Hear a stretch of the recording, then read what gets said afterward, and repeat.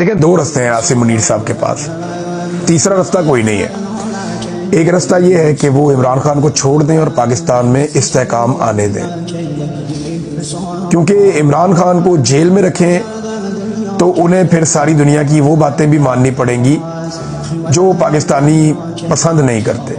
मिसाल के तौर पे जो अमेरिका चाह रहा है कि आसिम मुनीर साहब फौज भेजें गजा में और हमास को गैर मुसल्लह करें और इसराइल की हिफाजत के लिए वहाँ दस्ते मौजूद रहें मुसलमान ममालिक के, तो ये अमेरिकन ख्वाहिश है, ये पूरी नहीं करनी पड़ेगी अगर पाकिस्तान के अंदर बहुत दबाव ना हो तो।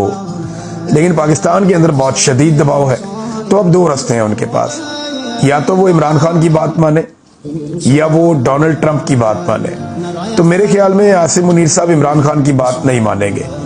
इमरान खान साहब इस लेवल पे चले गए हैं कि वो ये समझते हैं कि पाकिस्तान की मिलिट्री एस्टेब्लिशमेंट को उनके आईनी किरदार में वापस भेजे बगैर पाकिस्तान आगे नहीं बढ़ सकता।